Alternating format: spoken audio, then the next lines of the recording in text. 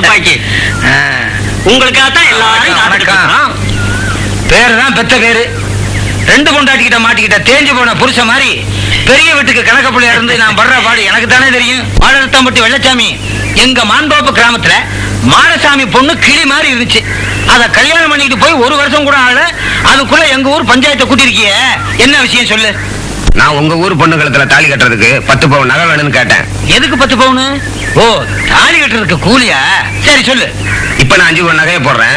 மீறிய கல்யாணம் ஆகி சரியா 6 மாசத்துல போடுறேன்னு சொன்னாருங்க. இது வரைக்கும் போடல. மாடசாமி நீ என்ன சொல்ற? இந்த 3 மாசம் மட்டும் பொறுத்துக்க சொல்லுங்க.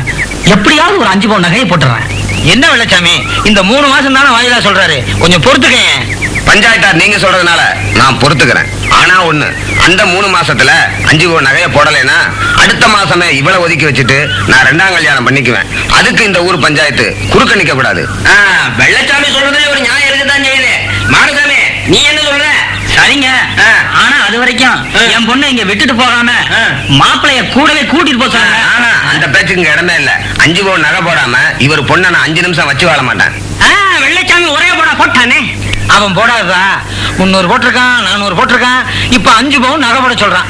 அந்த 5 பவுன் நகையும் 3 மாசத்துக்குள்ள போடலைன்னா பொண்டாட்டிய தள்ளி வச்சுட்டு இன்னொரு கல்யாணம் பண்ணிக்கிறேன்னு சொல்றான். நாமெல்லாம் சரின்னு தீர்ப்பு சொல்லிடலாமா? என்ன என்ன சொல்றீங்க? நான் தெரியாம தான் கேக்குறேன்.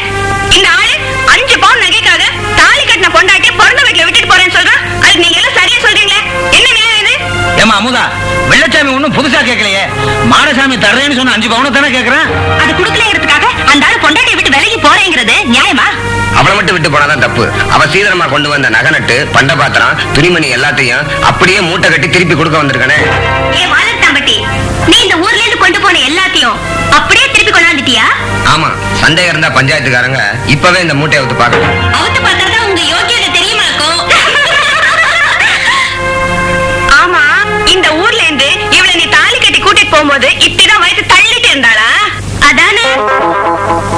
ஏயா, இவளை கர்ப்பிணி பொண்ணாவா கல்யாணம் பண்ணி கூட்டிட்டு போன? கன்னி பொண்ணாதானே? வந்து ஆமாயா, நீ வந்து போய்தான் இவ வாயும் வயிறுமா வந்து இங்க நிக்கிறா. 5 பவுன் நகைக்கா இப்படி நாக்க தொங்க போட்டுட்டு அலையிற நீ எதுக்காக இவகிட்ட படுத்த? புள்ளைய வயித்துல கொடுத்த? அப்படி கேளுங்கடி ராசாத்திகளா, நாக்க புடுங்குற மாதிரி. ஏயா ரெட்டக்குழல் துப்பாக்கி, நீ எல்லாம் ஒரு பெரிய மனுஷன்னு சொல்லி ஒரு வேஷ்டியும் கட்டி ஒரு சட்டையும் போட்டு பஞ்சாயத்து பேச வந்துட்டியாக்கும். அதெல்லாம் போடாம வந்தா பாக்குறதுக்கு அசிங்கமா இருக்குமியா. யோ, உன் பொண்டாட்டியோட ஒழுங்கா குடும்பம் நடத்து, இல்லைன்னா ஒட்ட நரிக்கிறவாளுக்கு நரிக்க. ஆமா, இது எது கிடைக்குதோ அத. இதை நான் சொல்லல, இந்த நாக்கு இந்த என்ன மன்னிச்சிருங்க.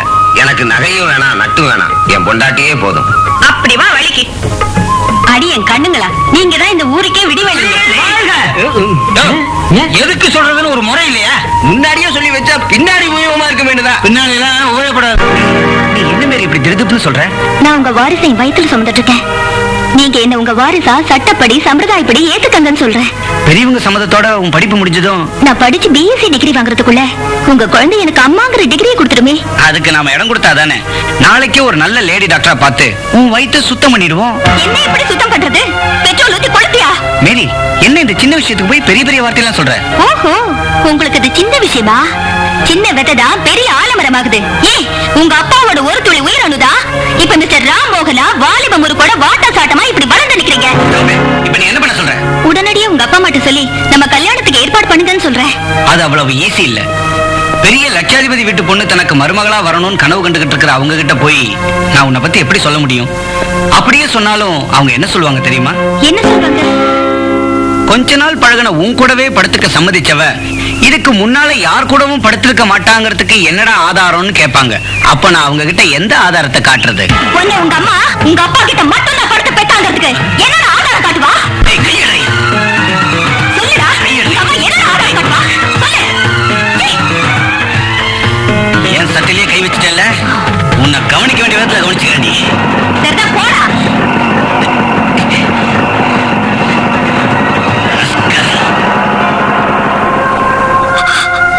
நடக்க கூடாதது நடந்து முடிஞ்சு போச்சு. அது நினைச்சு அழுறதுல பிரயோஜனம் இல்ல. இனிமே நடக்க வேண்டியதை நல்லதா நடத்துவோம். இனிமே இப்படி நல்லது நடக்கும்.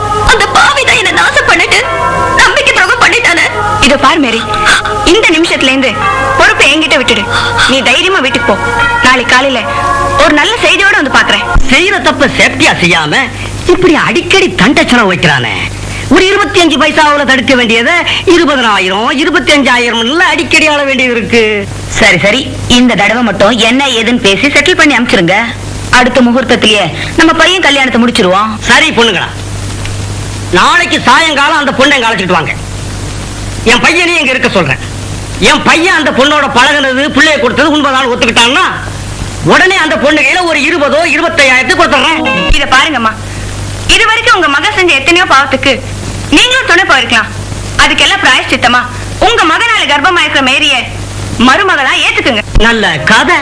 அத நாங்க ஏத்துக்கலாமா? மேரி வயசுல வளர்றது உங்க மகனோட ரத்த பந்தம் தான் ஆதாரத்தோட நிரூபிச்சு சட்டப்படி உங்க மருமகளா ஏத்துக்க வைப்போம். நல்ல கதை. நான் ஊர்ல உள்ளவங்களை எல்லாம் மிரட்டிக்கிட்டு இருக்கிறேன், நீங்க என்ன மிரட்டி பாக்குறீங்களா? மடியில கனம் இருக்கிறவங்க வேணும்னா உங்க மிரட்டலுக்கு பயப்படலாம். நெஞ்சில திணுவும் நேர்மையான செயல உள்ள நாங்க எதுக்கு உங்க மிரட்டலுக்கு பயப்படணும்? நாளைக்கு இதே நேரத்துக்கு மேரியோட வரோம். வாங்கடி. எல்லாத்தையும் நான் பாத்துக்கிறேன் ஐயா, நீங்க ஒண்ணு கவலைப்படாதீங்க. அம்மா வர்றேங்க, ஐயா வர்றேன், நான் பண்ண வரட்டேன். என்ன மேரி தூக்கு போட்டுக்கிட்டு செத்துட்டாளா? ஏழுமலை, நீ பெரிய கில்லாடிங்கிறத நிரூபிச்சுட்ட. கொலையை தற்கொலையாக்கி மேரியோட பணத்தை அவசர அவசரமா புதைச்சு சொன்னபடி கேஸே இல்லாம ஃபைல க்ளோஸ் பண்ணிட்டியே. இப்படியோ ஐயா, உங்களை நான் திருப்திப்படுத்திட்டேன், அதுவே எனக்கு போதும். அப்போ நான் வரட்டுங்களா? Yes sir. வெறும் சல்யூட் அடிச்சா எப்படி? தோப்பு கரணம் இல்ல போடணும்.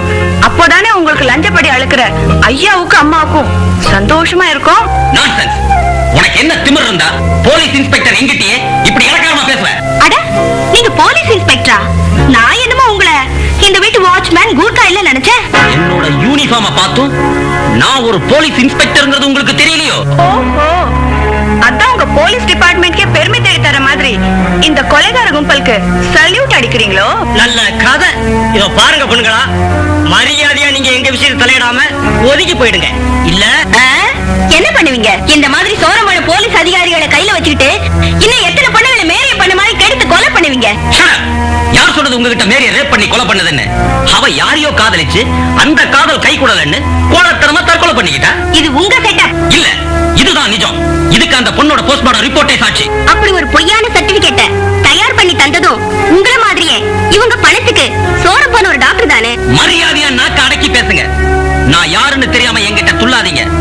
துள்ளினா உங்க அத்தனை பேரையும் பிரார்த்தல் கேஸ்ல புக் பண்ணி உள்ள தள்ளிடுவேன். ஜாக்கிரதை. என்னைய சொன்னேன்? உன்ன மாதிரி டிபார்ட்மெண்ட்ல இருக்கிறவங்க கூப்பிட்டா வரமாட்டேன்னு சொல்ற சில அப்பாவி பொண்களை பிராத்தல் கேஸ்ல புக் பண்ணி பணிய வைக்கிற மாதிரி எங்களையும் மிரட்டி பாக்குறியா? யோ, நீ சுத்தமான ஆம்பளையா இருந்தா எங்களை பிராத்தல் கேஸ்ல புக் பண்ணியா பாப்போம். இத பாருங்கடி, நாங்க நினைச்சபடி மேரியோட பணத்தை புதைச்சாச்சு. அவ சம்பந்தப்பட்ட ஃபைலையும் க்ளோஸ் பண்ணியாச்சு. பேசாம போவீங்களா? நீ போட்டு இருக்கிற காக்கி யூனிஃபார்முக்காக உனக்கு நாங்க கொஞ்சம் மரியாதை கொடுக்கிறோம். இல்லன்னா என்னடி பண்ணுவீங்க?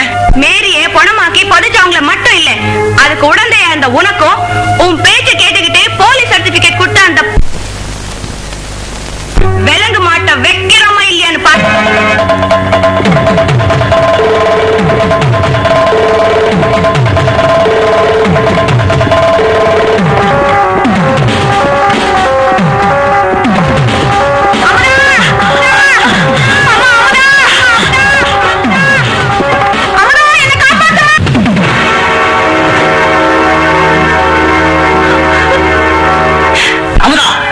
மரியாதையா அந்த 3 பேரையும் எங்க கிட்ட ஒப்படைச்சது. இல்ல உங்க அம்மாவை நாங்க எங்க கிட்ட ஒப்படைச்சது.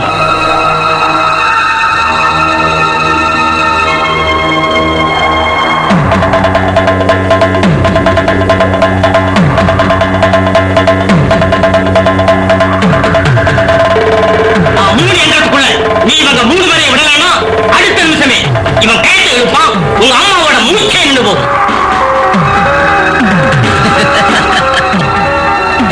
ஒண்ணு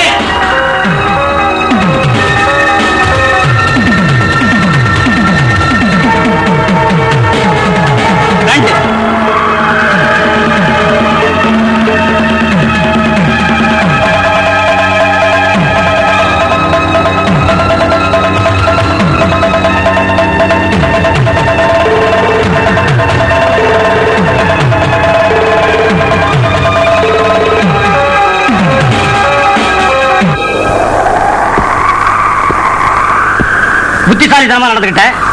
காளி, அவளை விட்டுடு.